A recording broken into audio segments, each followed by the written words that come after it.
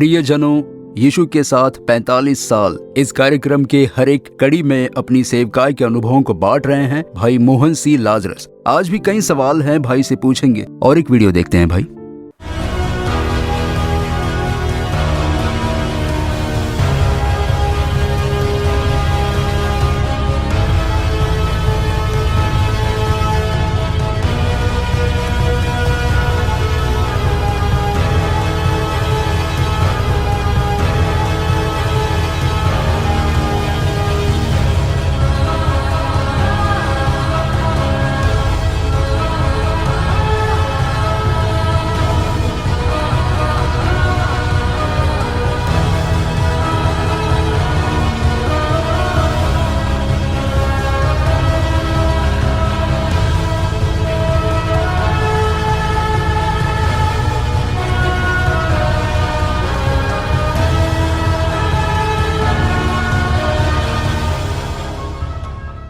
भाई आज लाखों लाख लोग आपको टीवी पर देखते हैं, सोशल मीडिया पर भी देखते हैं, कई लोग आशीष पा रहे हैं। पर शुरुआती दिनों में मैगजीन के द्वारा ही आपके उपदेश पहुंचाते थे, फिर धीरे धीरे रेडियो। उन कार्यों के बारे में कुछ बताइए। जब मैं प्रचार किया करता था तब मुझे याद है एक भाई ने कहा था साल 1979 के समय में, जब हम लोग सेवकाई के लिए बाहर जाने लग गए थे, उस समय उन्होंने कहा था कि आप बढ़िया रूप से सुसमाचार का प्रचार करते हो, पर इसे लिखकर पत्रिका छापोगे तो कई लोगों के लिए सहायक होगा।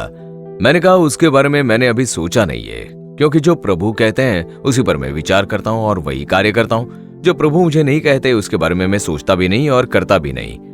आप बोल रहे हो तो मैं प्रार्थना करूंगा, ऐसा मैंने उनसे कहा। तो मैंने कहा प्रभु ये ऐसा कह रहे हैं, मैं प्रार्थना तो करता हूँ लेकिन आपकी इच्छा ही पूरी होने दीजिए।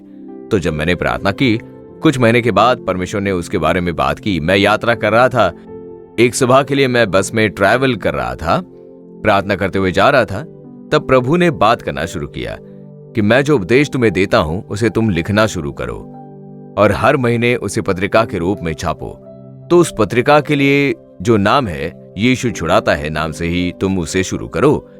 हर एक महीने के लिए मैं एक संदेश दूंगा, उसके लिए कोई मूल्य मत रखना। जो कोई मांगता है उसे भेज देना, जिस किसी को जरूरत है उसे भेज देना।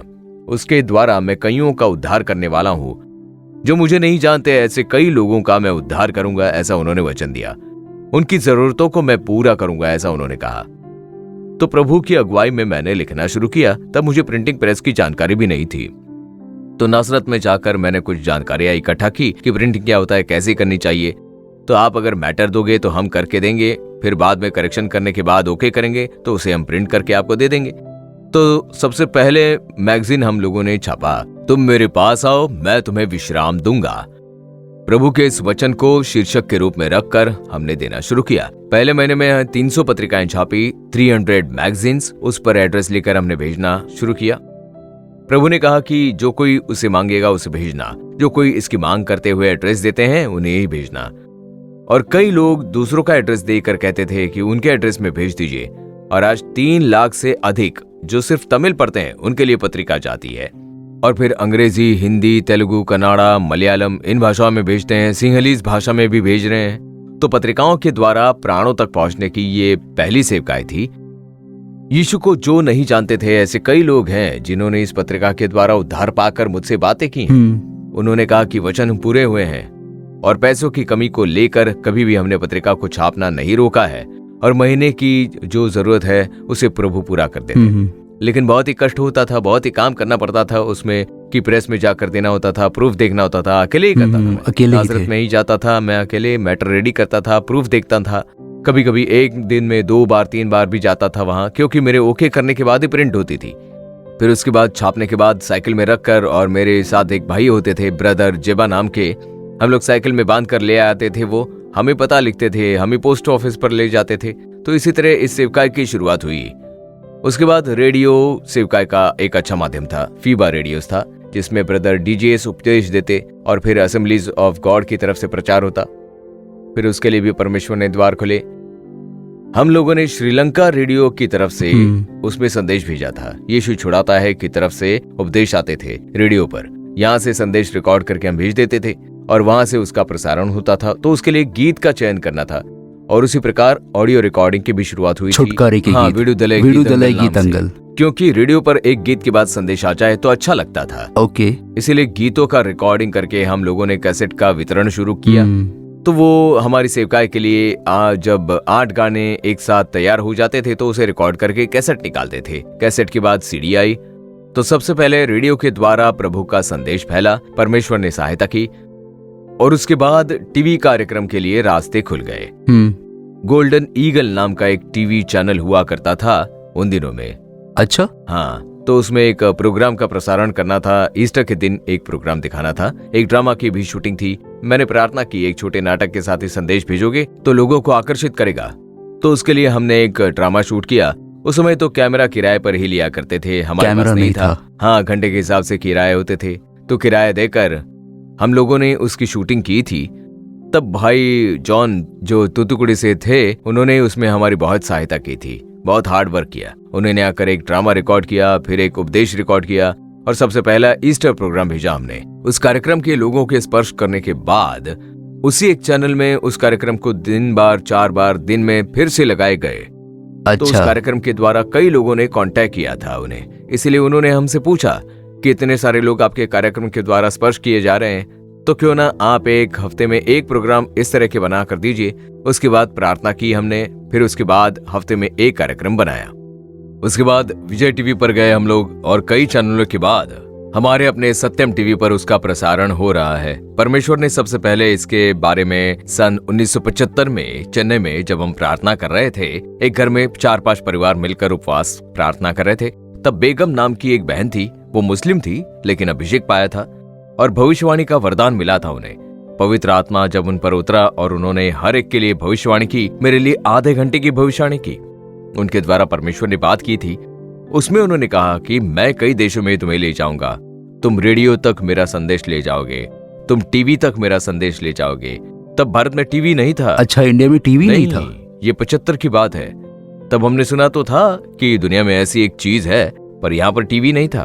तभी देखिए, प्रभु ने उनके द्वारा भविष्यवाणी की थी। ये मानना आसान नहीं है, पर उनके द्वारा परमेश्वर ने जो कुछ कहा वो आज बिल्कुल पूरा हो रहा है। आमीन। उसके द्वारा आज लाखों लाख लोग, शायद करोड़ों लोग इसके द्वारा परमेश्वर का स्पर्श पा रहे हैं। तो परमेश्वर ने एक एक करके इसकी अगुवाई की थी, और इसमें से कुछ भी मैंने अपनी ओर से करने की कोशिश नहीं की। जो परमेश्वर ने कहा वही मैंने किया, और परमेश्वर आज तक बहुत ही बेहतरीन ढंग से बिना बाधा के चला रहे हैं। उन दिनों में हमारे पास एक कैमरा भी नहीं था, कैमरा किराए पर लेकर शूटिंग की थी, और आज प्रभु ने कितनी बड़ी आशीष दी है। देखिए, परमेश्वर ने साल 2018 में जब मैं इजराइल गया था, तब भविष्यवक्ता विंसेंट सेल्वकुमार के द्वारा उन्होंने कहा कि तुम मीडिया की ओर ध्यान देना शुरू करो। उसके लिए जो जरूरी चीज है उसे लेकर तुम तैयारी करो। उसके द्वारा पूरे विश्व भर में तुम मेरे संदेश को ले जाओ।